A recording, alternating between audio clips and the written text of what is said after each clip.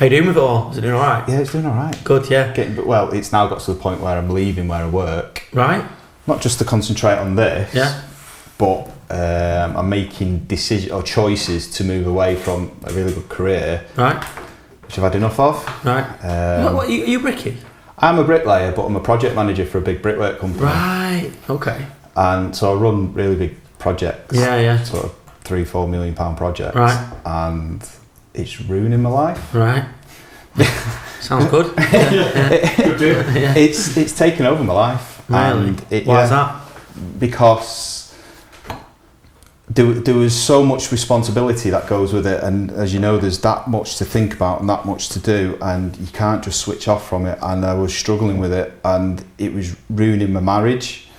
It's good content, this, or what? We should be, we're peaking too early here, aren't we? Yeah. But it just took over my life. Right. Pressure from the top, pressure from the bottom. Yeah.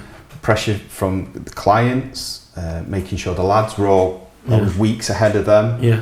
They had everything going, and if there was a problem, I had to try and foresee that problem. Yeah.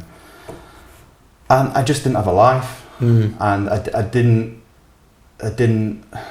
understand why I was feeling the way I was, and it was sort of a wake up moment a couple of years ago when my wife left me and said, "You need to change because you are ruining everything." Yeah. So you say you have kids? Yeah, I've got 3 kids. Yeah, it's a massive thing with kids, isn't it? Yeah. How old are your kids? One will be, Sammy, the youngest, will be 1 next week, and Ben is 3, and Seb, the eldest, is 5. Yeah, so I've got a 12-year-old, a 7-year-old, and a 4-year-old, and it's the guilt. Yeah. Yeah, I mean, I can really sort of relate to what you're saying there. I mean, are we going or what? Because I don't want to like just because it might be something that you just want to link into. But so basically, I did all right at school, but was a massive underachiever. Just 'cause I was pretty lazy. But I always knew I was switched on, and I was always a bit entrepreneurial and things like that. But anyway, did all right with my GCSEs when I didn't expect to. And then I just I got these GCSE results. I was like, oh shit, these are all right actually. And so then I didn't have a plan. I had a bit of an apprenticeship lined up with my uncle as an alarm installer. So it was like, it's not something I wanted to do. Yeah. And I'm scared of heights as well, so I know better put the bell box on, so I'll be like the best alarm engineer. And then so I thought, I might be able to get into college here. I got on the bus to Stockport and went to Stockport College and said, all right GCSE results. What courses can do? And they said, well, there's nothing left, just media studies. Yeah. So I was like, right, yeah, sounds good, sounds easy. Went to media studies, ended up signing up to that, and then 5 years later, I've got a degree in professional broadcasting techniques. So I went into TV and I worked for ITV, random, because didn't really have a big passion for it, but liked it. Loads of women in it. It was, it was just like whatever. And I was like 23. I was like did a show with Take That and things like that, and all sorts of stuff. Yeah. And then I was seeing this girl, and it was just casual, really, just whatever like you do at that age. And I got a phone call out of the blue. She said, "Oh, I'm pregnant." So I was like, "Wow!" So I was like, "Right." I was 25. I just thought, right, I'm gonna have to do something like this. I felt like there was no progression in that career, even though there was progression. But there wasn't progression for a family man. Yeah. It's all that industry's all about sort of self-preservation. You get short contracts for a month, and then you're looking for work. You got to travel, London, whatever. It's a great industry, but it's burn out really easily, and you got to be a real sort of. You got to fit in. You got to make sure you fit in, and I just couldn't do it. So I was like, right, I need to do something else. And my dad is a paint and decorator by trade, but it was the time of the first recession, the last recession, sort of 07, 08, and he couldn't find any work. It was before social media. My dad's really old school. He was just like Yellow Pages and kind of thing, and just whatever, and got too much pride to ring around. Anyway, so I said, well, I'll try and help you find a bit of work. I managed to find him a couple of bits and pieces on like Gumtree at the time, that kind of thing, and then I thought, there could be something in this, And then I had this idea of. My other uncle who was going to do the apprenticeship, he was pretty quiet, so I'll try and find you some work. So whilst I was still at ITV, I was finding work for my uncle and for my dad and whatever, and I was like, I thought, God, this could be something in this, mate. Quite a multi-skilled family. So I'll just set up a building company. Like, no right to do it whatsoever. So I knew nothing about construction. We're talking 12 years ago now. Some would argue I still don't know anything about construction. So I just sort of had this idea for like this handyman company. Really weird. And thought, like, whatever, see what happens. Did it, quit my job at ITV. And like, my missus at the time, my daughter's mum, who I'm not with now, she was really supportive, and I'm like forever grateful for it because it basically changed my life. She was like, "Oh yeah, just do it, it's fine." Yeah. Anyway, long story short, set up this business, left, and then had no work, and then had about $1,000 in the bank. I thought, right, I'll live off that, and then I had this mad idea of advertising on Imagine FM, the radio station at the time. Did that, spent that $1,000 on that, so I had no money to live. Selling bits on eBay and all that, like, real like sort of hustle, and it just sort of snowballed, and the business at the time was called The Domestic Genius. Really embarrassing. That was what TDG stands for, and it was just like a handyman thing. And me and my uncle would go around putting up pictures and putting TVs on the wall. I knew nothing, and then I thought pretty quickly, this manual labour isn't for me. It's like I'm good at finding the work. I'm all right at organising the work for my uncle, so we went down that road. My uncle was really supportive as well, and then we started getting work in like schools and for big student providers, like doing maintenance. But then going, "Hey, you've done a really good job. Would you renovate this kitchen for us? Would you do this?" And it got to a point where they were going, "You want a price for classroom refurbishment, bigger jobs, like 20, 30 grand jobs at the time were huge for us." And so we were like, right, okay. But then the name of the company was embarrassing. I remember I was in Selco. I've told this on my podcast. I was in Selco and I had the van sign written up, and it was The Domestic Genius, and it had this guy with like tradesman, this like American like tradesman. You always see the same sort of stock image, but we put like Einstein's hair in it, and we were like, somewhere, "I'm seeing this dickhead's van outside there." I had on my t-shirt there, Domestic Genius. And I was like, I was like, right, we've got to change the name of the company to like TDG Contracts. But then it spiraled from there, and then first year, I just wanted to earn a living. We turned over about 150 grand. Then next year, 300 grand. And it grew and grew and grew and grew, and eventually just evolved until I got to this point where I'm now this sort of, building contractor, pretty well known. Probably, as you probably know, domestically, probably like one of the better well known ones in the area. More work than they can handle. 55 lads, 39 vans now, offices, got a yard. Yeah, so it's kind of gone a bit mad. I've just gone into property, and I own personally a few, but with my business partner Alex, I own about 7 or 8, and he owns about 18. So it's kind of just gone, and that's how life is sometimes. But just going back to how we sort of started talking there, the impact. So professionally, my career is like, it's been amazing.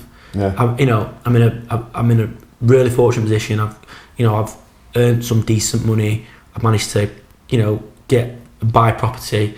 I've managed to, I'm doing my own house, which is a really nice house in a nice area. It's like my dream. So like, externally, professionally, I think people go, "He's smashing it, doing brilliant," and I get it all the time. Where people say, "Oh, you're smashing it, mate. Well done, blah blah blah." But the toll that has taken on my own mental health, and then the toll it has taken on my family, has been pretty. I'd say, horrific's a strong word, but it's been very difficult. Yeah, it's been impactful. Yeah, because. But for a few reasons, there's worry, there's anxiety. I suffer from anxiety anyway. I always have done, undiagnosed until probably the last couple of years. When I was young, I had really bad OCD, didn't quite know why, but then realised it was like a way to sort of deal with it. My anxiety, which is common, and I deal with a lot of stress. I'm quite good with stress. Like the things that'll will write other people off, like debt and big numbers, don't scare me. I'm fine with that. As long as I can pay my lads, and as long as I can, by and large, pay my bills when they need to be paid, and I'm talking business-wise, I'm relaxed. Don't worry about where the next job's coming from, because we're lucky and we've got a really good healthy stream. What I worry about is what people think of me, my company, if we're doing a shit job. I mean, I did a post on Insta, I'm not sure if you saw it recently, where I just had to, because we'll maybe get onto like the impact of COVID in a bit, but it was really getting to a point where it was making me ill, and it was the thought of our customers thinking that my company was doing a shit job and that we're doing a shit job and that we're letting people down, and that basically writes me off as a dad, as a husband, as a friend, as a son, as a brother, because I'm so wrapped up in my own, not stress, not just wrapped up in my own sort of world of issues and worry, and it's that to the point where it's like makes you physically sick. You know, you may or may not be able to empathise, but you know, it literally, I've been through periods where it's like it was hard to get my head off the pillow, like, and it's not even like, because I love my work, like I love the challenges, I love growing my business, I love all sorts of, you know, I love life, really sort of optimistic person, but it got to a point where it's like that feeling zaps your energy, and that's another thing, like I'm totally fatigued physically all the time. Burnout. Well, I know it's burnout, and I read all the books, all the blogs, I listen to all the people and things on YouTube and whatnot, and listen to your podcast, and burnout is, I definitely can identify with now, but I feel like if I stop now, I feel there's massive responsibility to my family, to the guys that work for me, to my own reputation, because I've built my integrity. Is like, it's everything to my reputation, is everything to me. So I just think I don't see, I've got a really nice car, I've got money in the bank, you know, I've got a nice house, I'm doing well, but I also sometimes feel like I'm in a dark tunnel where it's like I could easily go, I'll just do something else tomorrow. Like sometimes I fantasize about stacking shelves, because taking it, so just that really repetitive job, where it's like take the stress out of it. I absolutely get simple what you mean. life, you know, and ego kicks in, and also, and I give my head a wobble and whatnot, but that's how it feels, like that routine, and it's ongoing, and it's day to day really. You know, it is anxiety, but it's not anxiety like a lot of other people get anxiety, and it's not like I'm not scared of doing things. No, it's a different thing. It's you obviously overthink things and look very deep into situations, and thinking you always see the worst side of it, and then you try and plan everything, and the best planning you can do, and you'll be worried about that one situation that you might have overseen and forgot about, and then that'll eat you up inside, when in reality it never fucking happens a lot of the time. And it's I think it stemmed from, I mean, the business isn't for the faint-hearted, and any high pressure job's not for the faint-hearted, where people basically rely on you to do a good job, isn't, but particularly business, and I think particularly construction. I haven't really been in business in too many other industries, so I couldn't really tell you, but construction, there's so many things, like there's so many ways you can trip up. So I've got a guy who got injured on site recently.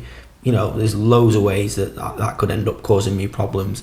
I've got there's always the HMRC on your back, and you're always worried you got to pay this on time, that on time. Have I fucked this up? Have I done that? There's you know, just not making money. You know, but the biggest thing that paralyzes me, and it's really weird, I don't know if people can identify it, is just the fear of doing a shit job, and the fear of people slagging my company off. It's so weird, because that company's like a child to me. I built it out of my spare bedroom, so it's like, and people that have got their own business will be able to identify like the sort of that feeling, I think, and that it can be like paralyzing. That feeling, not being able to let go, not being able to switch off, and it just dominates your life. I'm a control freak. I mean, so I'm don't want to dominate. Sorry, but it's it literally has, like, I'm trying.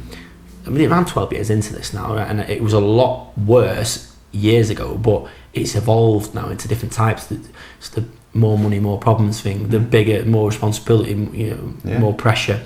It's that kind of thing, and it's like, you know, my phone got to a point early this year where if my phone rang, I'd get anxious. And it's like, even these people I knew, I was like, so I've got people that work for me that, you know, like laid down their lives for me. I'm anxious because I feel, because my day pretty much from 7:30, like anyone in construction, especially like you PMing and whatnot, anyone, people don't ring you for problems. People don't ring you up to go, oh, great news, you know, just done this, or that steals it, you know. For me, because they don't really need to do that. Occasionally they do, but very rarely. Most it's like, you know, the other day I somehow forgot to set my alarm, just slept in to about 5 to 8, the phone was ringing, it was a plasterer got on site, and he got to site and there'd been a fucking bit of miscommunication. Site wasn't ready for him, he was fuming because he took 6 lads down. You know, in the grand scheme of things, it wasn't a big issue, but I get it from his point of view. He was pissed off, he could lose a day's money, but like literally it was like him like, screaming, my head wasn't working because it takes a minute for my head to come. Phone down, did that, next thing, phone rang, got this problem here, this has not turned up, this lad's ringing sick. Day to day, in isolation, these issues are nothing.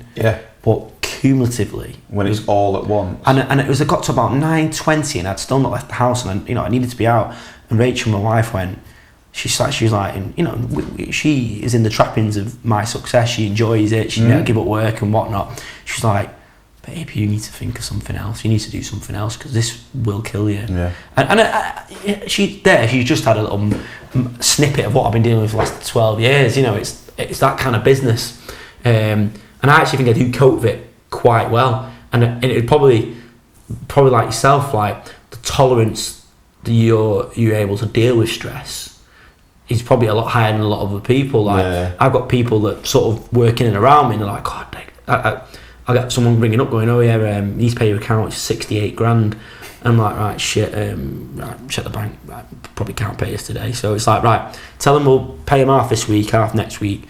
Any issues, give me a ring. And like my couple of guys who work off, like, how do you go to sleep at night knowing you've got that kind of... And that doesn't worry me because, to me, that's a problem. You've got a plan. It's tangible. You can see I know what I need to do. And, I've built, obviously, reputation, credibility where people know I will pay them and things like that. But those issues don't bother me as such. But the issues that do bother me debilitate me. You know, got to the point where, like, now I'm best thing I've done is switch my email notification off. So I don't get notifications now, because it used to be, customers, this is the new generation, customers will just literally pep you at any time. And it's like, I'll get an email 10 to 12 like about moaning about something. I get a lot of positive feedback, but you get the odd one, this, what about this, what about that, why is he not turned up? And then that's it, my heart's pounding, my adrenaline's pumping at 12, I can't sleep till 2 in the morning. And then that's the way, then sleep's a massive factor, as you know. And if you don't get a good night's sleep, you're fucked. And I am, that then will then feed my anxiety massively. And then that in turn can fuck your sleep up. It's a vicious circle. Louise always knows, my wife always knows when, if I'm tired, because I'll just be horrible and aggravated. And she'll say, go, I've just built a nice new garage. She'll go and sit in that garage for an hour and calm down, or go for a sleep or whatever, because she knows. What you like at weekends? Now I'm fine. I switch off. I'm terrible at weekends. See, I was what you're describing, and I used to be looking at my phone all the time, emails going. We did. What job was it on? Beacon Barracks. We did. So is this for somebody else, or were you working for yourself? No, this was somebody else. I did work. So this was I think you said I did 7 years work. I remember when you first set up that shop you had in Cheadle, did you? Yeah, opposite did you? KFC and all. Oh my god, I got fat that year. Subway as well. But we were doing Beacon Barracks, and we had, how many lads did we have? Well, I had 90 men to look after a day. Wow. And they're not the easiest men to look after, are they? No, they're not. And but are these brickies? So I had bricklayers. We probably had 40 odd bricklayers on there, machine drivers, labourers, scaffolders. We had the external package, so there was window fitters within that, mastic men. And there was a team of us doing it, but things went on, and at one point it was just me. And then the scaffolders had their own supervisors because I can't look after the scaffolder and all that sort of stuff. And it got to before 10 o'clock, I had over 120 phone calls. That's what my like, And this was, I don't know, 4 or 5 years ago, this, and I loved it at the time. I absolutely loved it, and I thrived off it, making all the decisions. And then I'd go home and drive home, and Louise would ask me the simplest thing, and I'd blow my head at her. Because I'm like, I've been making decisions all day, and you want me to decide that? Just decide it for yourself, will you? So leave me alone. Yeah, well, that's I could totally relate to that. I mean, I go home now. Rachel says we get the dregs. She calls it the dregs of you.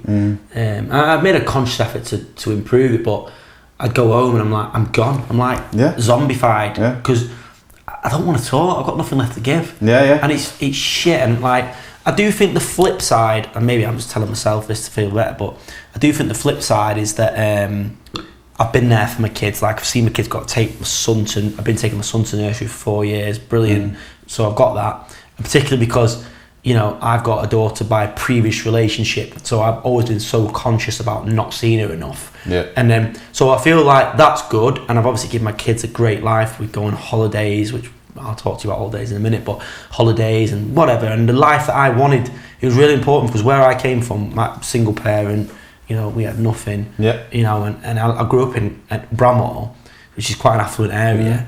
But I was from the council estate in Bramhall, so it was like you were surrounded by wealth. I went to Bramhall High School, and it's a very weird situation where you've got all this affluent kids that have got rich parents, doctors, lawyers, whatever, and then you've got like, because it's got such a big catchment area, you got where I came from, which is the Parkside Estate, which is like, you know, just council estate, you know, and I had crap trainers, and I mean, it's probably the best thing that ever happened to me. It gave my drive now, but what it instilled into me as a parent how much I want my kids not to feel how I had imposter syndrome. I had imposter syndrome when I started this, like, and it's taken me all through life. I've always thought I'm not good enough. I was going to say, do you think, so one of the things I was going to say to you about was talking about the image and everything that cripples you with it. That sounds like imposter syndrome. And the fact that you're not, I shouldn't be in this position. Am I good enough to do this? Why am I here? Do I really have the knowledge and the skill and the set to do it? So you think you've got to try and make up for those shortfalls by overachieving in other ways to try and pacify that, or what you see is pacifying. I definitely think that. So when we first set up, I had massive imposter syndrome. Probably rightly so, because I said before I had no right to run a construction company and compete against other construction companies because I didn't know what I was doing. I surrounded myself with the people that did, but it tainted me. Now, you know, I've got experience now. I know what I'm talking about now. I've been out, I've got the relevant experience, so I'm more confident on the technical side and all that. Like, I understand construction, but I think it's evolved into my company. I hate it. I think I've probably got imposter syndrome for my company, if that makes sense, because particularly in this social media age, which is a blessing and a curse, again, we could probably do a whole podcast on that, but I call it like the Google generation, where it's a very judgmental thing. Your reputation can be made or lost on a post, and it's so easy, you know, we live in fear of getting bad feedback and things like that, which is a good thing, it keeps us in check, but it's almost like it's not good for anxiety. It's not. It's really not. You know, and it's the whole social media thing. I mean, I mean, you know, that's how I got, you know, speaking to you. It's so powerful. Puts people in contact. It's been the best thing that ever happened to me and my business is social media. But it's also been probably one of the worst things happened to me from a mental health point of view, because I mean, I spend hours procrastinating, scrolling, you know, because when I was really active on social media, say 12 months ago, it was dominating my life, and it was a full-time job, and the operational side of my business, really, where I actually make my money, was suffering. And but then it was also really like amazing what I was doing. I was making brilliant connections, you know, I was building a reputation, we were getting amazing inquiries which we were converting into work, so I grew the business and everything, but it definitely took its toll, and it still did, to a point now where, you know, like I'm actively trying to take a step back. You know, I think I've noticed, I don't know, we've been chatting for maybe 7-8 months, something like that, on and off, and from the very beginning to where you are now, there's a huge difference. And it's great that you recognise it. I mean, Tom has to switch, because we did share the Instagram account, but because my phone is ping constantly, you know what it's like with people, he's had to switch the notifications off, because if I allow myself, I could sit for 9 hours a day on my phone. Well, I was and that's the thing, like, God, if my business was just about getting inquiries and lead generation, I'd be a multi-millionaire, like, because we get so many inquiries, and it is literally like, if I spent a day on my social media, like really pumping the stories out, the content and all that lot. Like I'll have a full inbox. The office will have a pile of inquiries. That's not to be arrogant, just the way it works. Yeah. And then, but like it got to a point actually from the business side, operationally, we had more inquiries than we can handle. We were just pissing people off because we just couldn't do it. Yeah. So that fueled my anxiety massively because I hate the thought of that. We were getting, I've been messaging, ringing your office. I've been trying to get in touch with you. You obviously don't want my work. Very like, there's a lot of immediacy. People want it right now. And it was like, because we've got more inquiries than we can handle. So like, it's like a tap. You open that tap up, you're sort of selling your soul to the devil, but at the same time you're growing your business. So in a way I'm thinking, God, I wish I had a business. It was a commodity. It was like, let me sell you like 1,000 of these beer bottles and the good products. I'll know how to market them, I'll know how to sell them, and how to tell the story, and I'll be able to sell all 1,000 of them. But I haven't got that because my business is reliant on the amount of people that I've got at my disposal. And I can get more people, but I struggle to get good people. It's the right people. And then it's the people that manage the people. And then it's the cash flow to manage the people that manage the people, and so on and so forth. So I could have 200 guys out there, I reckon, if I wanted to.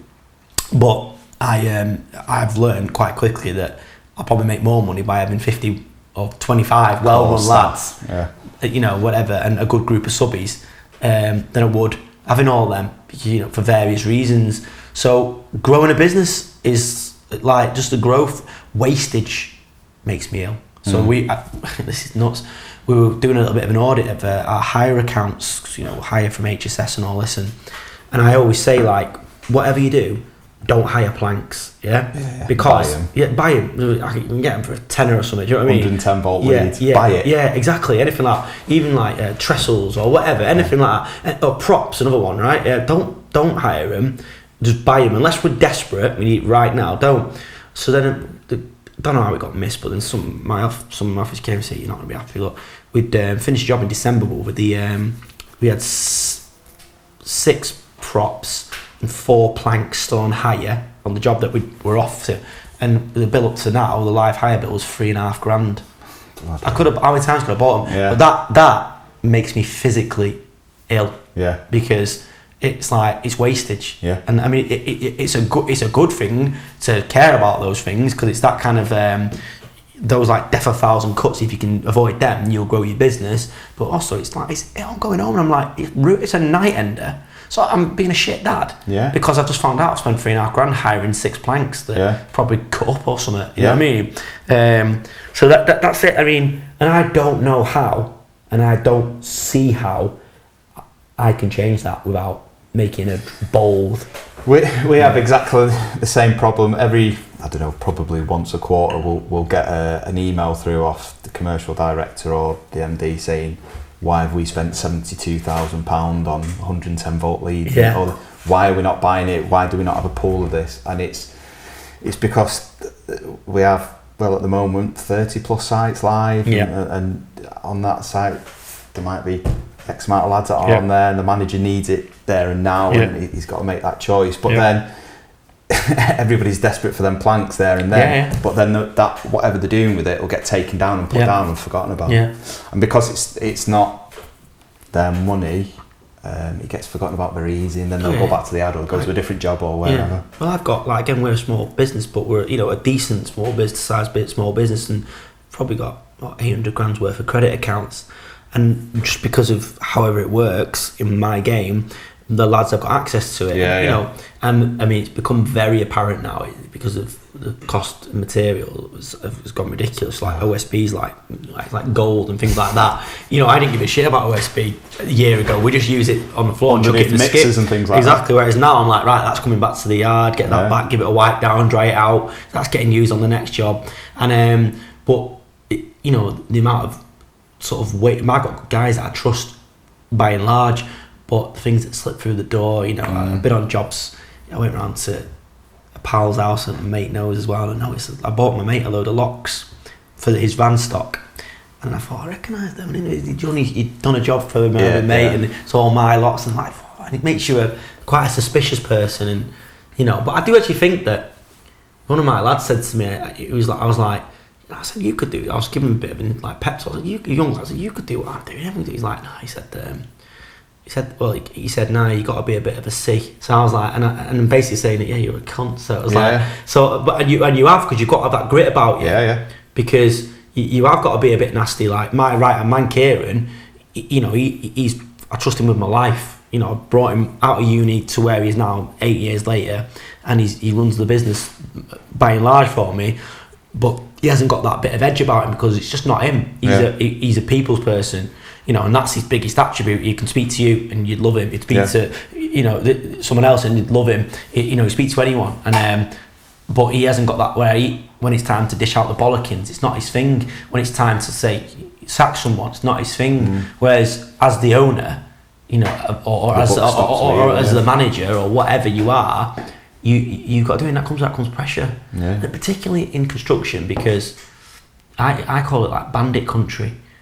You're dealing with like difficult people. Yeah, I mean, I've sacked a joiner last year. He won't be listening, but I sacked a joiner, and he's haunted me since. Like chasing me around social media, leaving shit things, slagging me off to be, I mean, it's been dealt with now, but it's like, for what? Like, I paid him for 4 years, like helped him out, paid his debts, got him, when it also helped him out. Because I do that. I believe that the way I thought you should employ people, or, the people that work for you, treat them how you would want to be treated if you're in your position. Yeah. And I've done that, but then it can bite you on the ass anyway. So the point I'm trying to make is we're trying to tame sort of the untamable many ways. I've said that and I'm quite transparent with my customers now. I've got better at it, where if I'm sat here and I'm about to build your extension, I'll say, look, we want to do a brilliant job. We want to deliver you the best extension, give you value for money, walk away thinking what a great company. I said, however, we rely on people, and it's people that can let you down. So one day, one of my lads might not come in because he's had an heavy weekend. Now, we'll just tell you the truth. We won't flannel you. So it'll frustrate me as much as it frustrates you. But I didn't used to do that. So if my lad didn't turn up, people get on the phone, give us grief, and that still happens occasionally, because it happens. But I'm a lot better at managing people's expectations, and a lot better at just being a bit more transparent, being a bit more real, and that has helped my mental health a little bit. Like the last 12 months, COVID has been. First 12 months of COVID, I thought, this is fine, this is great, we're allowed to carry on. We all cracked on, everyone else sat at home, worked from home for a bit, with loads of help for businesses, these bounce back loans and whatnot, and all of the stuff. And it was that we actually shrunk back and because a couple of jobs got stood down. So we had like a small amount of jobs on, core group of lads. I absolutely loved it. I thought, thanks COVID. It was like that, it was literally like that. And then, but then since sort of November onwards, late this year, it's been a different story altogether. Lads going into isolation, handle it, no problem. I like the challenge of it. It was like, okay, we'll do this. Then February time, we got COVID in the office, and we had to shut the office. There's no two ways about it. So then that had a knock-on effect. Customers moaning a bit, things like that.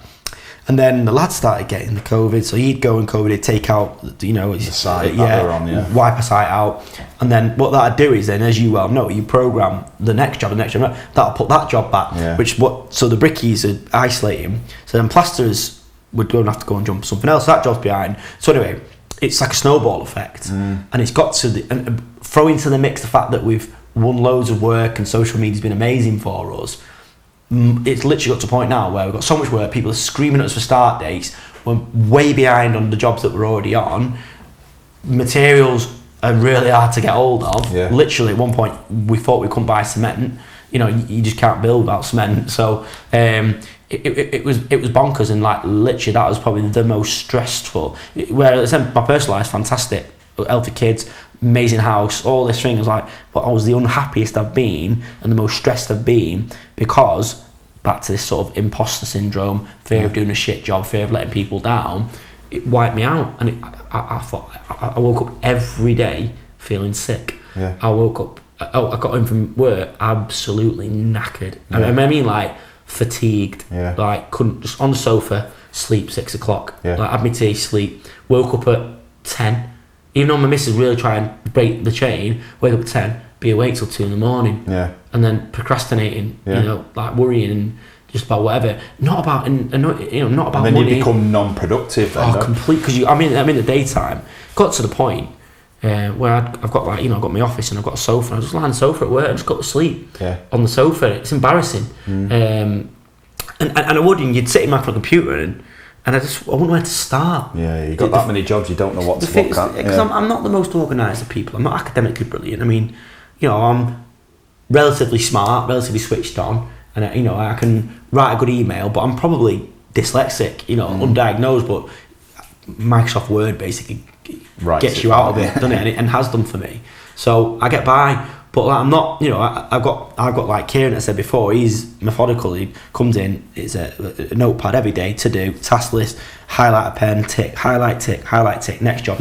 I can't do that. I'm whoa, what's this? Phone call, right. So phone call, concentration gone for 20 minutes, right. This, that, and the other, and then distracted, chatting to someone, phone, and I'm a million miles an hour.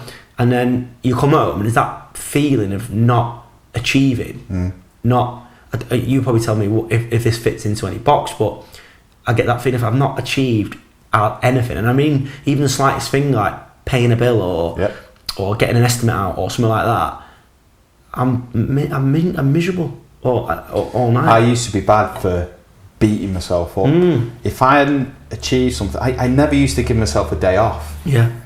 I know, even before kids, I'd be sat at home and if the weather was all right, I'd be thinking I could be going doing that job out there, or I could go and do this, or I could go and get that done. And I do Louise's head in, and she's like, "Will you just sit down?" She's really good. She doesn't. She stays and looks after the kids now. She's not in work, but Louise is very, very good at 5:30 when she finished. That was it. Her work day was done. And wouldn't think about it till the next day. I used to, and I still do worry that I'm going to forget something. And I on site, I must have 4 notepads on the go. So I'll write everything down to make sure that, right, this particular gang's doing that, I need to get that sorted, right. We've got block coming in and I need to make sure that I'm calling all these block deliveries off. And I mean, the last job I looked after, it was 349,000 block on it and 279,000 brick, plus everything else that goes with it. I mean, at one point we were having 2 Arctic loads of block a day, and it wasn't enough. That's mad. We couldn't keep them going, and you're constantly thinking about the silos. Are the silos? Well, I had 3 silos on the go. Are they all full all the time?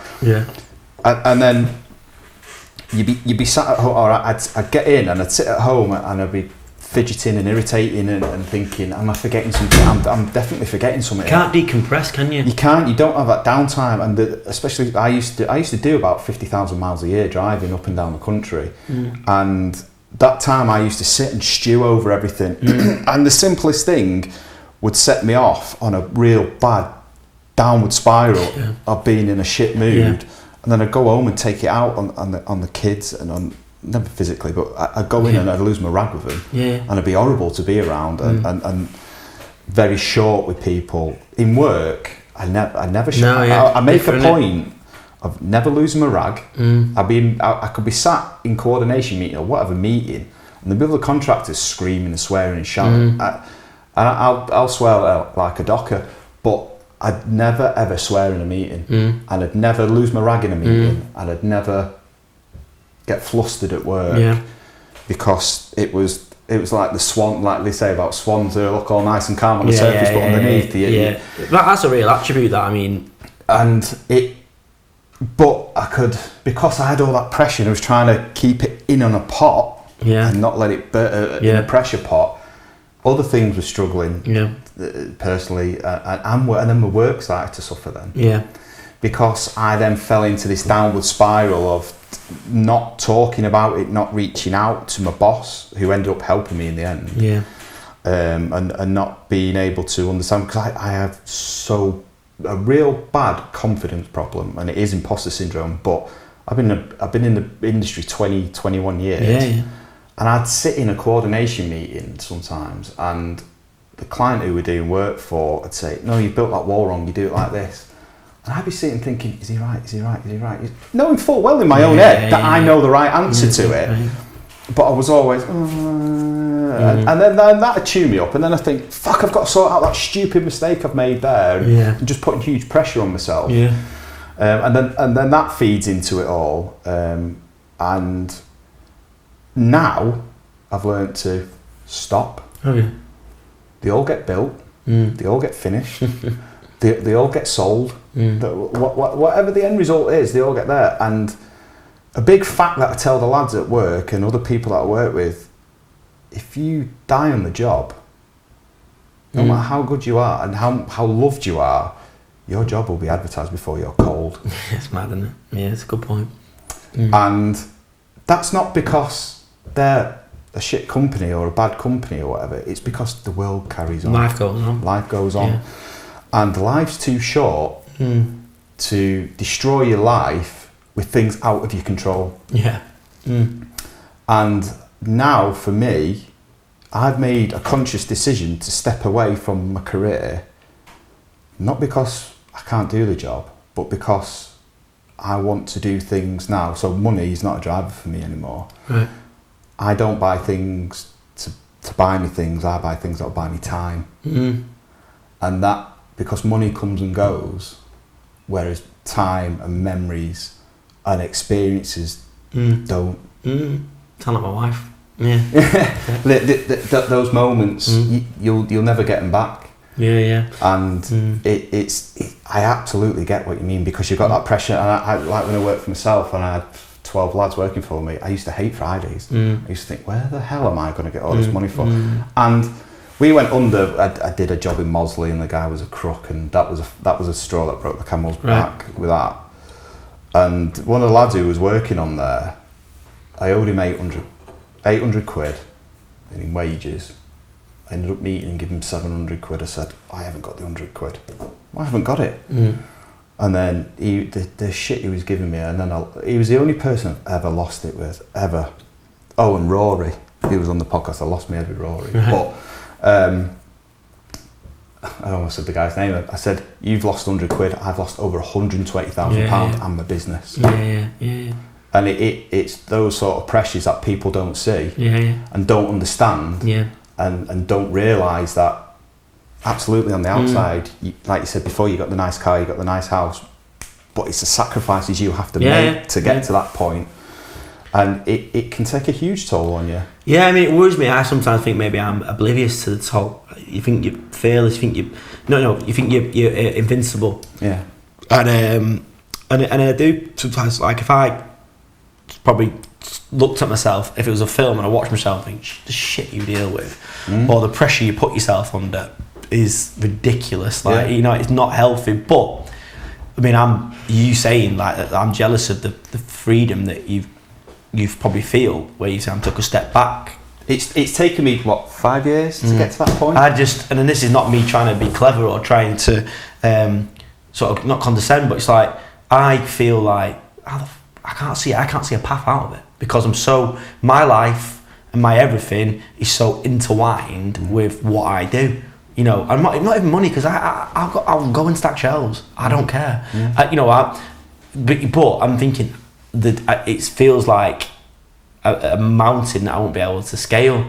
And break it down. Yeah, you could do that. You bite-sized chunks. Everything. Yeah, absolutely. Yeah. And it's taken me a long time to switch off. Like at the moment, how old are you? Sorry, 37. Right, so we're same age. Yeah, 37. Yeah. So I'm at the moment trying to build an extension on my house, as well as work, as well as do the podcast stuff, as well as do my on-site stuff, as well as, and I've made a conscious decision that Sunday I don't work. Yeah. I don't do anything for anybody. I don't price stuff. I don't like when we were chatting the other night. It was 10 o'clock at night. Or whatever. So I was working. Made me laugh. I was sat pricing a dig out job that I got to do. Yeah. Why are you pricing this? Is this for your company or? Yeah. No, this is for me. Why? So you're going back to work for yourself then, or? I am. Yeah. So I'm moving away from the big commercial stuff. Right. Because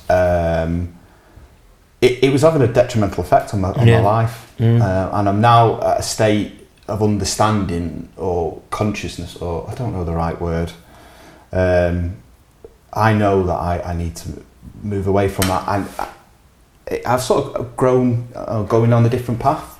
Yeah, it's exciting. And I'm now laying more brick and block than I ever done, and I'm enjoying it. Yeah. I hated bricklaying. I fucking hated it with a passion. Yeah. But I've now, because, like you said, it is freedom, because I am switching off. I am taking the time out to do things that make me happy and I enjoy. Yeah. And getting away from work, it's allowing me, when I'm in work, to be more productive. I'm not thinking about 10,000 things at once. I'm thinking about the task I'm doing at hand, and I'm producing a lot better work. Like today, I'm only doing a little 3.5 metre by 4.5 metre single story extension, but it's overhand because there's an extension next door and it's tight, so I've got to build the external skin, put the ties in, put the insulation in, put the damp tray in, and then try and squeeze everything else in. Oh, and there's joist hangers to fit. And a year ago, 18 months ago, I would have lost my head with it, thrown my trowel everywhere, and just blown my top and got nothing done. Whereas I've slowed it down. So I've been the same, but 2 years ago, and I don't mind talking about it. So I had a bit of a really tough time. I think it really got on top of me. But 2018, I remember it was after the World Cup, and I was just thought, and I remember I was sat down, met mum in a cafe, and I said, like, mum's always worried about me. She just, she's like, mum's doing whatnot. And I was like, just feel like how I feel. She went, just go and see a doctor. Go and see. My mum suffers from depression and anxiety and stuff like that. She go and see. So I went to the doctor and I went on sertraline, anxiety tablets, and there's a big stigma attached to that sort of thing. Yeah. And I'd always say, you don't need that. You don't need it. It's like, because my mum and I did it, and it to be honest with you, they changed my life, because probably, albeit chemically enhanced, made me feel what you've just described there. Yeah. I went from blowing up in a second, stressing out, losing my temper, heart palpitations, all that kind of stuff, to now, like, it almost feels like it slows you down a bit, and it's like I'm a bit unfazed. So then anyway, so I was on sertraline for 2 years, and it's when you're on sertraline, I'm open about the fact, and I speak to people, and then you find out other people are on it, and it's all that, and and then at Christmas I was thought, what, I'm doing really well here, I feel 10 times better, business is good. I thought, I was stupid thing, I was moving house, and I was thinking, but I thought, I'm just gonna come off it. So I worked my way off it. I was off it. So then it was like Christmas, and I got to January, and I thought, hey, I've been off it for a month, it's great, no problem, I'm fine. And then I could just feel, I can't describe it, I can imagine it's like, it must be blood pressure. I don't know if, I've never been diagnosed with high blood pressure or anything, but that's what I can feel like. It's almost like that feeling of the pressure building up inside you, your whole body tense, cramped, and I can feel that gradually happening to me all the time, getting short of temper, losing my rag, getting, not having no tolerance for bollocks, which is, I haven't anyway, but I'm a lot more understanding of people normally. And Kieran, he's like a brother to me, and never a cross word with me, he texted me, he said, mate, I hated how I saw you today. It's like, I've never seen you like that, or I haven't seen you like that for years. And he didn't know I'd come off my tablets. And he was like, I hate seeing you that way. And he loves me like we love each other like brothers, and he was like, I hate seeing it. And I was telling Rach, and then Rach said, well, you know what it is, don't you? And I was like, what? And it didn't occur to me, you've come off your tablets. Yeah. And I was like, and I was gutted, because I thought, I don't want to rely on them. I don't want to rely on them. But then, because I'd also tried other stuff like calms and more herbally sort of stuff and whatnot. And I was going out for walks every day, and that helped. But I just thought, and it was an epiphany. I thought, you know what? Fuck it, I'm gonna go back on them and see what happened. And I remember it was like I emailed the doctors because I saw them repeat prescription, made out that I'd forgotten to pick them up or something, and said, "Can I get a prescription?" Anyway, got a prescription. And I went back on them, and again, I need to find a way to feel how I feel now, which is great, albeit with all the added stress, without sertraline. But at the moment, I haven't got that yet. But I do feel, but it is a massive help, and I will positively encourage anyone. And I don't know what your opinions are, but I will say, if you are feeling the way you feel, and you do go and speak to a doctor, they're not trained, but they will just bang you on something. Yeah. But it has really it's changed my life in many ways. And I'm not like, but not, you know, I don't want to sort of what's the word, like, you know, so I don't want to make out it's like it's the ultimate cure, because it's not. You've got to get the fundamentals right, like you're doing, right? Yeah. And I know that, but I'll tell you what, if you've got a headache, you take a paracetamol. Yeah. It's like that. Yeah. And you know, it's not great taking them forever, but it works. Yeah, and what it does as well, it gives you the clarity, or it gives you the sort of the breathing space emotionally to try and get in a place where you're heading, where it's you can think, you know what, I don't want to go back to feeling like that. Fuck it, I'll change something. And like I am making positive change. Don't get me wrong, I'm a very happy, positive person. I deal with problems. It's part and parcel. But I know it's there. This black car was chasing me, and so I fantasised at night time about, I just had 10 of my best lads, you know, just on 2 sites, literally job and knock, you know, and I was like, oh, that'd be amazing. I'd get to each site, I could pick my customers, you know, I'd go from needing 20 sites to needing 2 sites, 3 sites, you know, I could plan my year 2 years in advance, I could name a price because I'm in demand, all this shit. But I know what I'm like, and I know that I'm my biggest sort of you've got a huge drive inside you. So my biggest sort of attribute is also sort of my biggest downfall, which is my ambition. And it's like, and it is my drive, because, and it probably comes from that kid that had the shit trainers.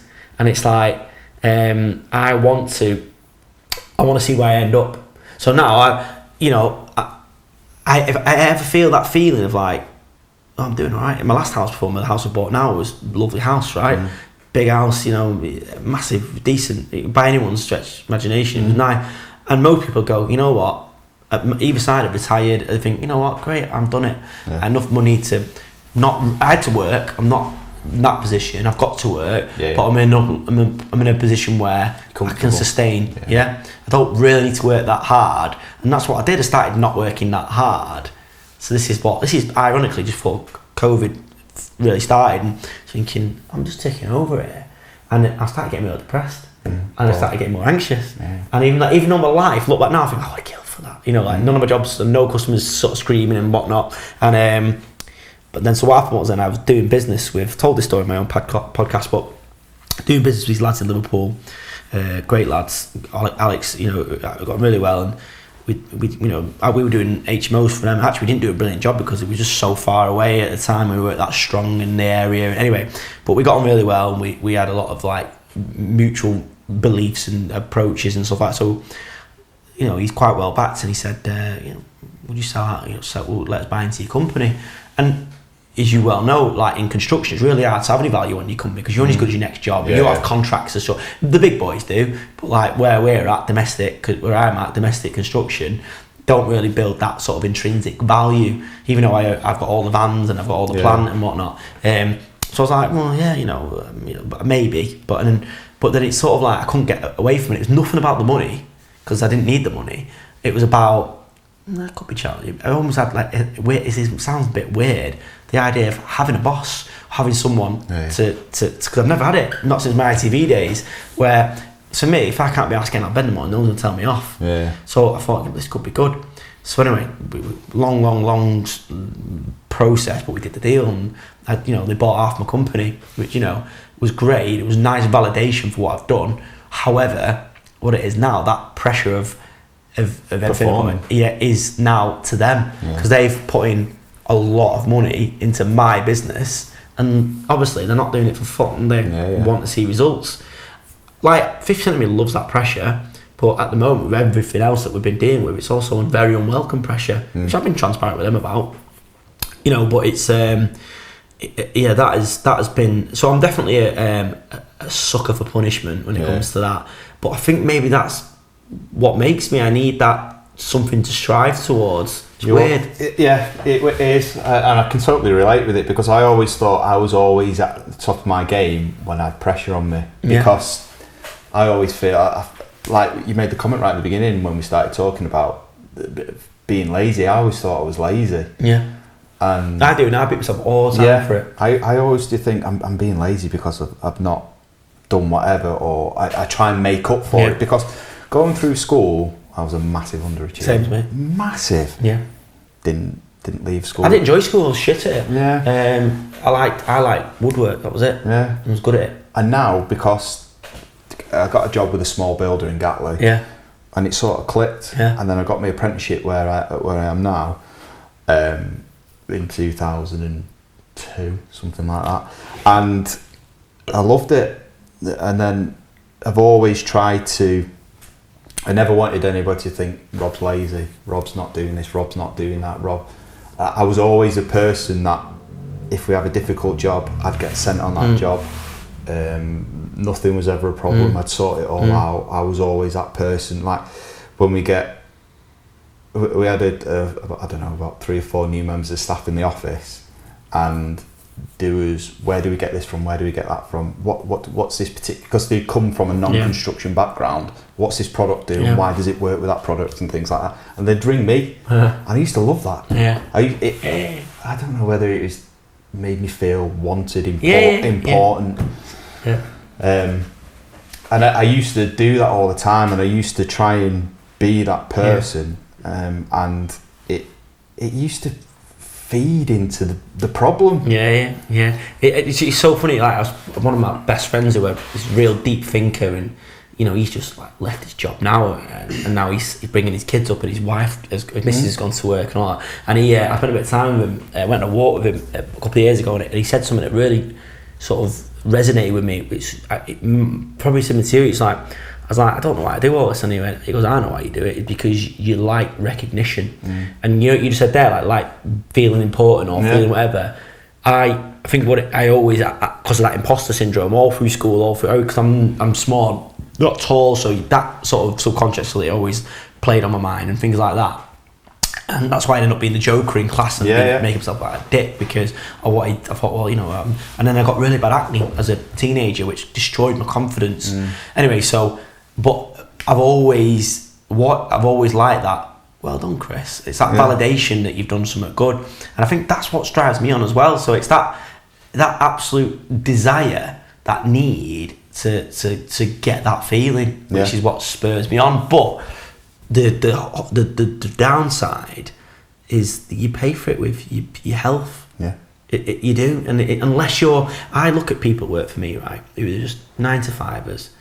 I mean, I'm sure I don't know everything. I don't know if they've got worries and what. I'm sure they have, but they just come to work, do the job, go up. I absolutely adore them, because that's what I want them to do.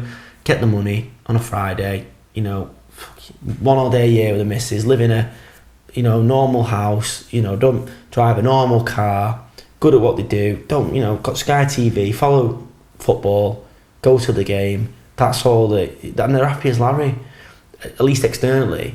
And they're probably I'm here like on the rat race, chasing what, because it's not about money for me. Don't get me wrong, money's just the metric to which you judge it, and it's great.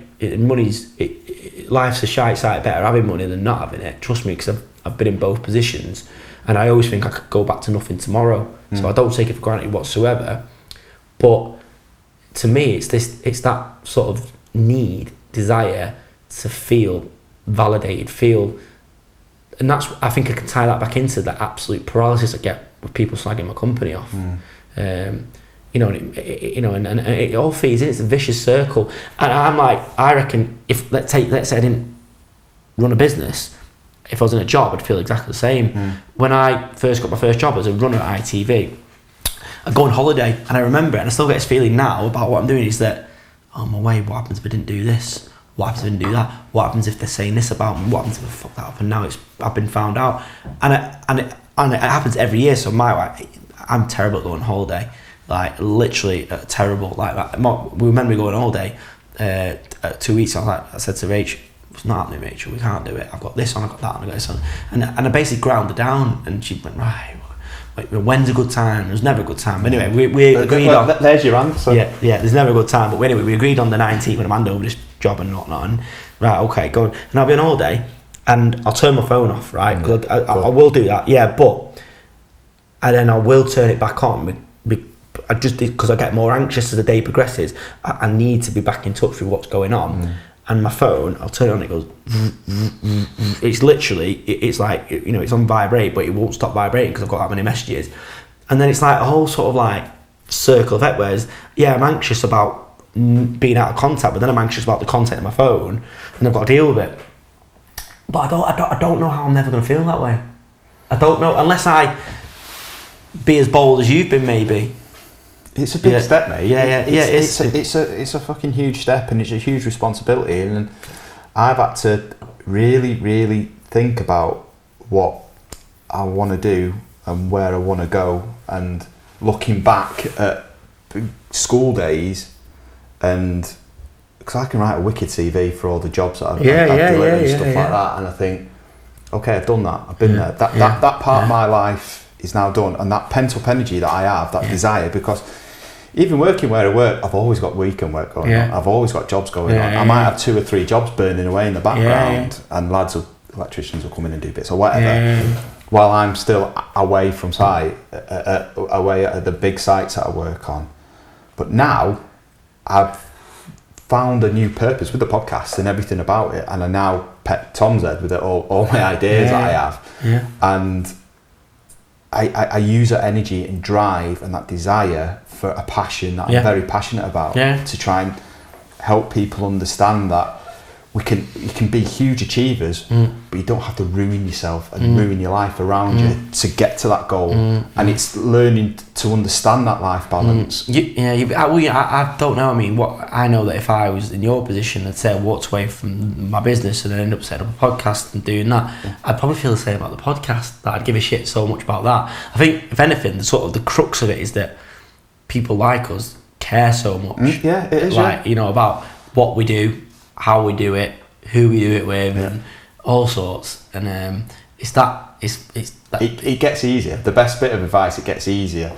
And we spoke about in the last episode that I've in the year that I've been doing this now, I've calmed myself down because I'm in that mindset. I'm channeling my energy. I'm going to give up. I'm not going to say that. Moretti's, isn't it? Why'd you put beer out? You know? My energy into other things, but at the same time, I'm only allowing so much energy to go on it, because it's like splitting your workforce up.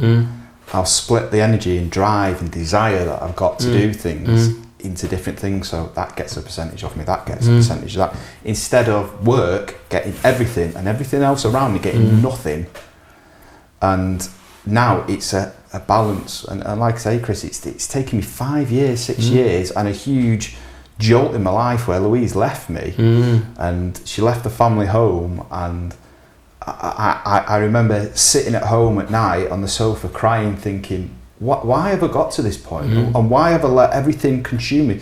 And sometimes you can't see the wood for the trees because you're in that lifestyle, and that's you, and that's the way you are. And I've said it before and I'll say it again, I can't thank Louise enough for that humongous decision that she made, but she has got a very strong mindset of, right, I need to do this for whatever reason, and that was one of the many difficult decisions she's had to make. She gets used to all the craziness about me because I still can't sit still. But I'm now splitting that energy into the things that are important to me in my life. Is that what made you go down this route with the podcast then? Yeah, so that when she left me, it was sort of 17, 18, I remember being away, we were away in North Wales, and it was January time because there was snow on the ground. I was doing a job in Liverpool for Upto, which are a mega company to work for. University of Liverpool, great to work for. Job was going great. I was working. There was 2 of us running it because it was a big size. I'm always very. I'm not bothered about being the big cheese on site, but I'm very happy to be the number 2. Yeah. Job was going great, and we went away, and I knew we were going to go away, but I never booked the time off work. It was coming up. I never booked the time off work. So I drove from Liverpool to North Wales, which is not that far. And I remember I was sat in the cottage because we went away with Lou and a brother and his fiance, and did they have a child? No, I don't think Grace was born at the time. It was only my kids. And I remember sitting there thinking, I fucking hate this. Yeah. I hate this. I'm not doing what I need. I should be doing this, that and the other. And we went out on a walk, and Seb, my oldest, wouldn't eat his pizza. I think at the time he was 2. So he was just being a 2-year-old. And I couldn't handle it. Yeah. And I blew my top, and I went upstairs, and I sat in the bedroom, and I wanted to cry, but I couldn't cry. Yeah. Because I had that much pent-up energy and emotion inside me. And then the next day we went out, and it was so horrible and awkward, and it was just so bad. And I remember we were sat in the car, and I said to Louise, I said, I'm miserable. I'm beyond miserable. I don't know what I am. I don't know why I'm like this. But was that out of character? Yeah, it was. Yeah, it was out of character. Yeah, it was hugely out of character for me, and I couldn't. I was realising that things needed to change. Yeah, and I was meant to stay till the Monday, but I didn't. Right. I ended up leaving at 4 o'clock in the morning to drive to Liverpool to be on site for 7. And make sure everybody was sorted. Nobody knew what was going on inside my head.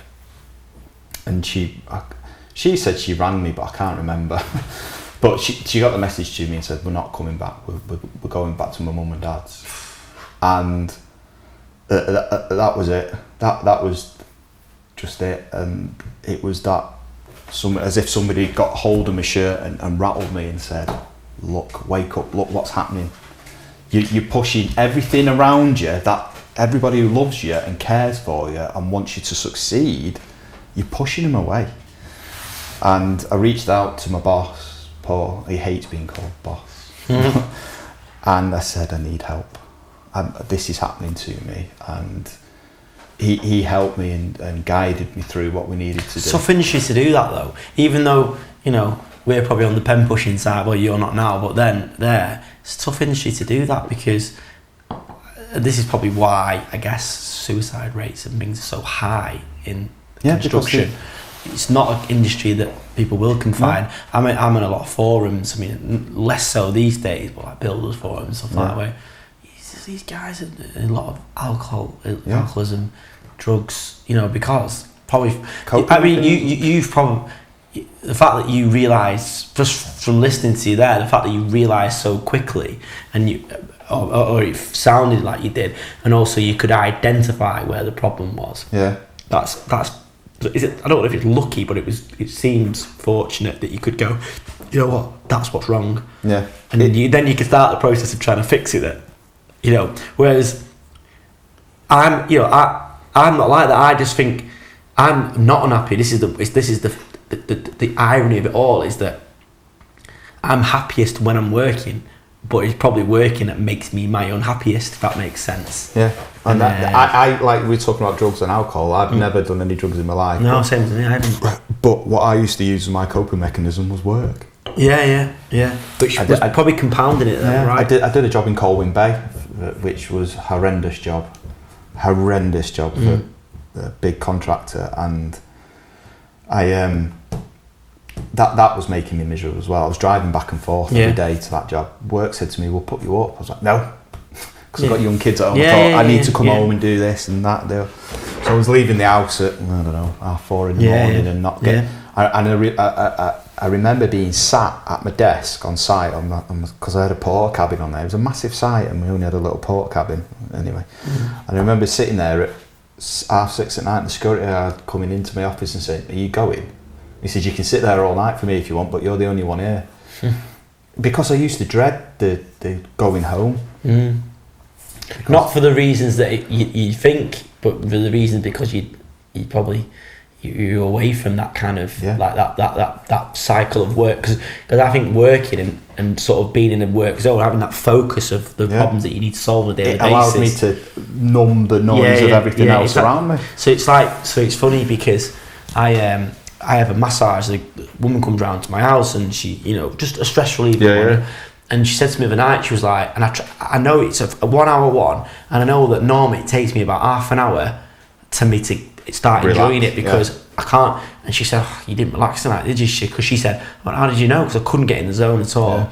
She went, I can just tell by your breathing. Yeah. Yeah, and another thing is that when I go to sleep at night, it's been a problem throughout my life, so I'm sure I go to bed and I can't go straight to sleep because my mind is racing. Not necessarily worry about a million things, because I'm a creative person as well. So that's bad. So I'm thinking, that'd be a good idea. I wonder if I did this, did that. And that's me as well. Pretty much like you, your podcast, right? So what I do now, and it's been an absolute a light bulb moment for me, is I'll listen to an audio book or I'll listen to a podcast or something, something like that, or even on YouTube. I love history, a boring documentary about Winston Churchill or something. But what it does, it gets your brain focused on that actual one thing that is really so removed from your normal life that I'm out like a light in minutes. Whereas I get pensive if we go away for the night or go on holiday if I've not taken my headphones, my AirPods, because I'm shit. What am I gonna do? I need to that because I can't sleep otherwise. So it's weird. I've adapted my life. That is the biggest irony. Like I said before, I think I've put it clearer to myself. I've explained to you clearer than I've ever thought about it. Where it's like the thing that makes me happiest makes me unhappiest. Yeah. Do you know what I mean? Yeah. Weird, isn't it? And that's the position. So when I say you've been bold and took a step back and you took that jolt or whatever. Like my wife's really supportive, and we've had conversations since we've had that. She's like, sometimes she'll joke like you're a miserable fuck or whatever. And then sometimes she'll say, no, you know what, baby, it's having an adverse effect on man and the kids' lives. But she's also a rock. She's a brilliant support to me, and she's also helped me build my career. And she's seen how much she means it to me, and she knows that she's good support. But she also likes the money. But but it is, it's part of it. But yeah, she said like the other day it was quite funny because I thought I knew I was coming to speak to you and that, and I thought it's funny that because she said it's gonna kill you. You're gonna die. You are gonna die, and I don't feel that way. But then how do I? It's a silent killer, isn't it? So it's like. And I've never felt suicidal, never felt that type of depression. I never got that. Yeah, it was not. I think that's a different type of. It's a bracket, innit? It's depression and it's anxiety, but I think it's quite nuanced to different people. I think mine is like overwhelm or whatever the condition is. The feeling of being overwhelmed. I struggle with that. I struggle with imposter syndrome, albeit a much evolved version. I struggle with. Just sort of day-to-day worrying, and like I say, it's funny with watching the Euros, and obviously loving, like most people got into football, and my OCD spiked loads. Did it? Because I really wanted England to win, and I felt like it's ridiculous when you take a step back and think about OCD. And I thought, if I do this, England are going to score a penalty? It's not bollocks, innit? I'm wanting thing, but when I'm tired, my OCD spikes. I look back with clarity to my growing up, and I had OCD all through my childhood. Terrible OCD. And it was all about, I always remember I had this irrational fear of someone in my family dying, my mum dying, my dad dying, my brother's dying. Because when I had a lovely upbringing, but it was traumatic, and my mum and dad split up, and I was 9, and I was the oldest of 4 brothers. My youngest brother's got cerebral palsy, and he's in a wheelchair, and he's epileptic and whatnot. So I felt that my mum was quite young, and my dad said to me, "Son, I'm leaving, and you're the dad now. You got to look after your brothers." Huge responsibility. Massive, and again, I think that made me, but also had a real sort of weighting effect. And then my mum went into a series of sort of bad relationships, like domestic abuse that we witnessed. It was bad, and I felt. It affected me, but it didn't until I was in my mid-20s, until I reflected upon it. I think, fuck me, that's had a big effect on me. Like the bottled up anger that I couldn't release, and the frustration of that. And that's, I think what it is as well, it's all these things rolled into, they accumulate. And many things, it made me stronger. Like I can cope with so many things. Like every day, something ridiculous happens that I think, fuck me, I didn't think that'd happen today. And I'm strong for it, and I get stronger and I evolve, and everything's a learning opportunity.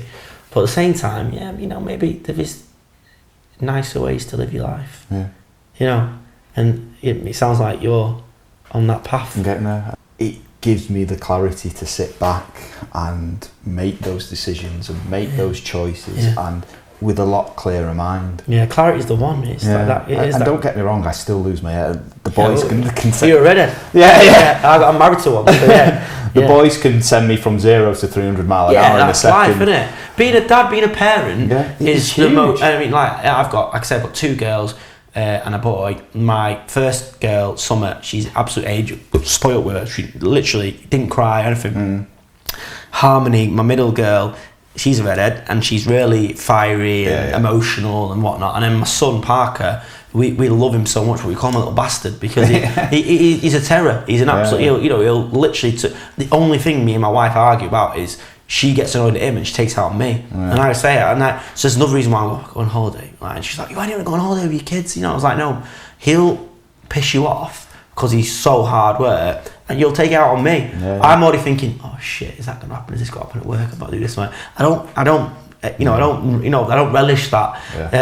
But I think being a parent in this day and age is so hard. The pressure. I think, where you bring your kids up, the schools they go to, there's so many pressures in life. Particularly if you give a shit about things. It's hard, and I'm family orientated, so I've got a few brothers, and I'm like the one they look up to, and I feel like I want, because they've had tough times and stuff, and I've always felt like can't sweet. And my mum, who is still on her own, but with my brother now who's 32, who's completely dependent on her, and she can't work, and and I try and help her, and I feel that weight of responsibility. But I'm all right with that. But I do think the moral of the story is I don't want it to get to a point where it could just come down on me like a ton of bricks. I think maybe that's happened, or I've had a few bricks land on my head, if you know what I mean. Warning shots. Yeah, and I think I've then reacted. But listening to your story and like that sort of, whether you call it like a light bulb moment, epiphany, or that kind of like whatever, that jolt or whatever, to go, you know what? I can tell. Obviously, I've never really met you, but I can tell that you speak. I'm quite a fast talker and I'm like this, but you're on a level. How I feel after about 4 sertraline. Where it's like man. But it's like I started to listen to the people around me. That like you were saying before, like how did you know that was?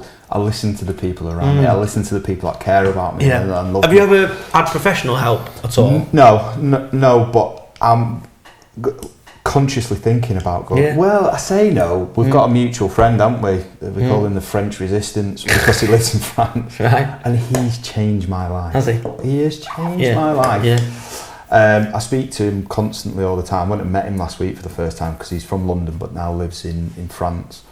And he's a life coach, and we have conversations, and I'm like, fuck. It's mad how you think that. And he helps me realise what I already know, maybe. But sometimes you just need to hear it from an external source, don't you? And he's now become a friend. I can wholly, hand on heart, say he has become my lifelong friend. And I met him through Instagram. Well, that's it. It's funny because, like, let's say the dynamics of it. I'm so used to being the person that I'm sat at my desk and a lad comes into me and says, "Look, I've got this going on, I've got that going on in my life," and I'm like, "Listen, this is what you need to do. This is what we'll do. Do this, do that. Start looking after yourself," and I can give that advice. But sometimes, like me sitting here to you, because you're probably a bit further down that journey than I am in terms of that kind of clarity. I'm listening to you thinking, you know what? I'll go away from here thinking now, fucking hell, maybe I need to start thinking, be bold. Be bold. That's my phrase. I was just about to say that. It's all well and good preaching these things, and then but it is, I'm bold in other ways, but maybe I need to be bold for myself. And that's what like I said before, channeling that energy into a different direction, so you can still pacify that need to be driven and do that, but focus it on other things that are important in your life. And you still absolutely have the business going away there, bubbling away nicely, and it's learning to let go, which is very, very, very hard, and I totally get that. But you've said to me all the way through tonight that you've got an amazing team around you, which you absolutely have, because you only have to look back to where you were 5 years ago. And those same core staff are with you. Yeah. And learn to let go a little bit. Yeah. And then focus that energy on things that are important to you. Yeah. And then you can still achieve. You can still progress. You can still. And I've started to celebrate the little wins. Like what? So it could be today getting that insulation in. Yeah. Done it. Yeah. I can now move away. Yeah. I used to get overfaced by big tasks. Now they don't bother me. And simple things that I used to hate, like organising. Trying to think of an example. I used to hate organising things that I didn't know. Right. So whether it was glazers or whether it was scaffolders, and I've been on scaffolding courses and I don't get it. they're a breeding to themselves. Yeah. But I used to think, oh God, and you end up putting those off, don't you? But now, I used to look and hunt for those big victories to make me feel like I've achieved something. But now, for a lot of people, it's getting out of bed. Yeah. I got out of bed, I turned up, I went to work, I got that done, and I can come home. And if it doesn't get done in that time, for whatever reason, if it's out of your control, don't beat yourself up about it. It's funny because I look at Kieran now, I used to talk about him, but he is brilliant. He'll come to work at 7 o'clock, he likes an early start, by our standards, and at 5 o'clock he's out the door, and he doesn't work through the night, and I used to think, he don't care as much as me, but now he's not. He basically, his thing is, he can get everything done in those 8 and a bit hours, and he doesn't need to do anything more. He can leave thinking, I've ticked every single thing in my pad, and I'm off. And he's decompartmentalised the day, and then he goes and he's with his missus. He's fully in the room. Whereas that's not me. I'm not, and it's part of. I'm also quite a disorganised person, so it doesn't help. He doesn't. I can't.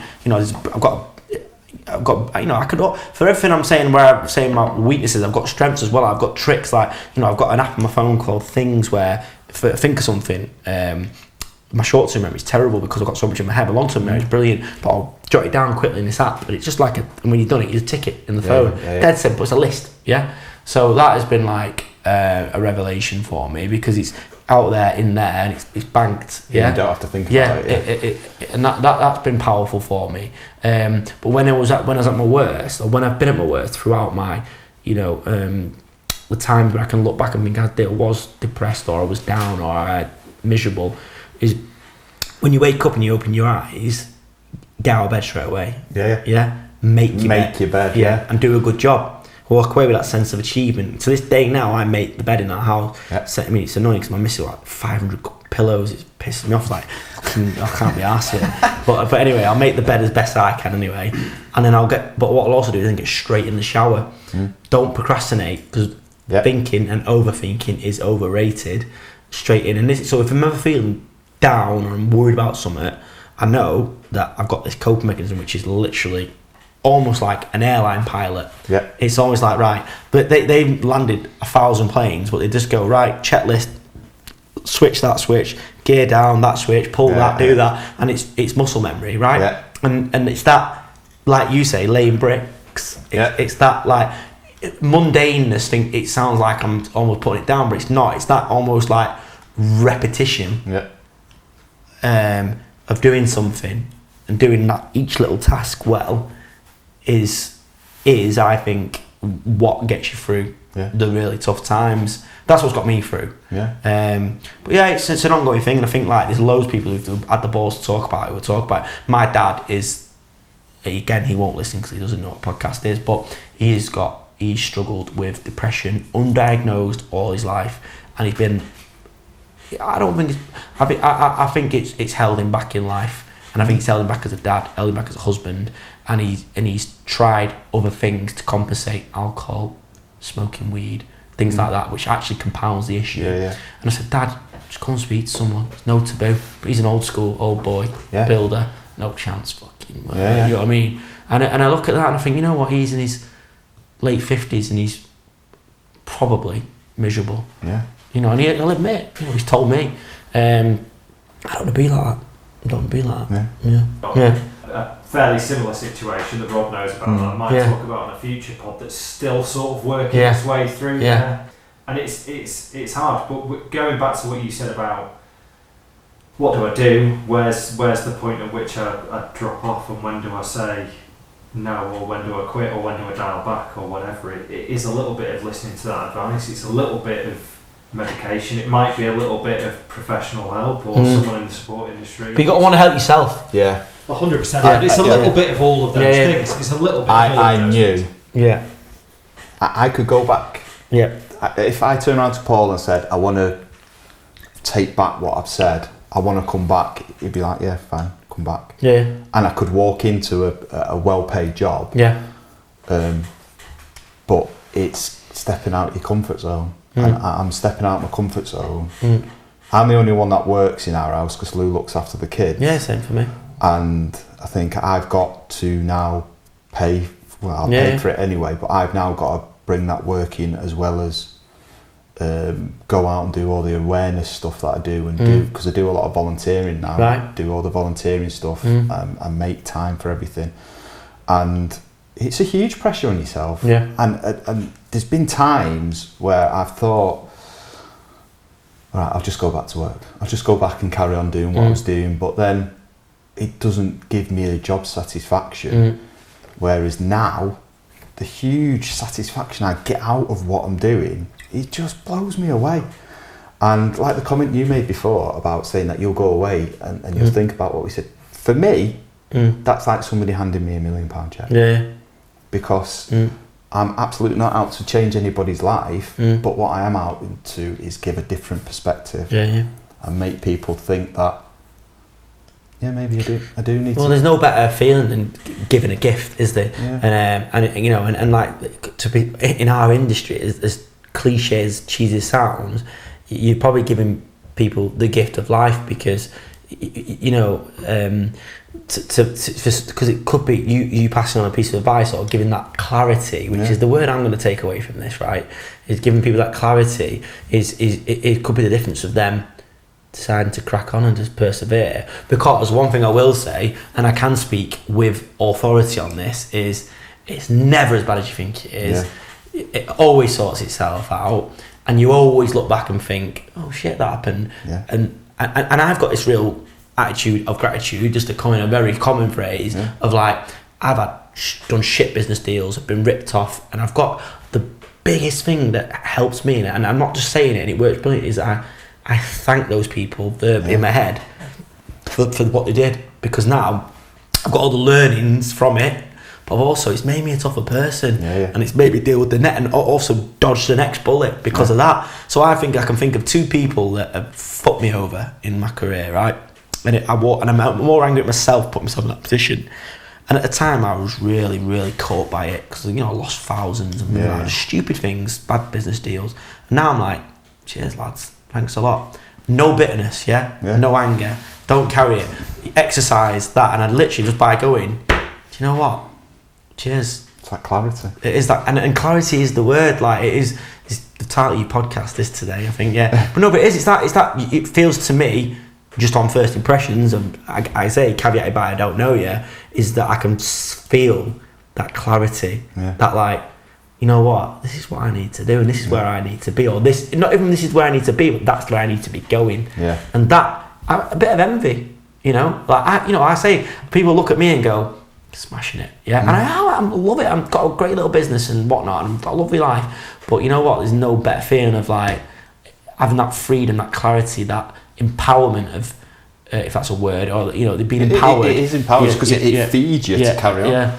Well, thank you for that conversation today, Chris. Really appreciate it. It was good. It's been nice, amazing, and I've learned so much today, and I hope you have too, and I hope you can take something away from this.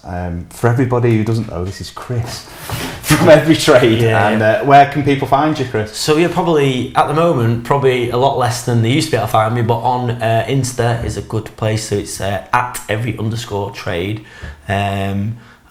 So the company's actually called TDG Contracts, but everyone kind of knows as EveryTrade. It's kind of our slogan. So www.tdgcontracts.com. If you want an extension building about 2030, give us a shout. But no, it's good. Yeah, I really enjoyed it. To be honest with you, it's been nice, and I was really looking forward to doing this because it's almost like a therapy session, and you've not really necessarily offered me advice, because we're kind of probably at similar places in life, but it's been nice just to have a like-minded conversation. Yeah. You know what? I didn't know whether I'd be guarded or not. I'm quite an open person, but it's nice just to fucking let it all out, and I hope that people will listen to what me and you have both dealt with and are dealing with, being a young family man, and just but yeah, no, I appreciate it, man. It's been really good. Thank you for coming on. It's been a great conversation. Cheers. Nearly give you another fucking shower then, didn't I?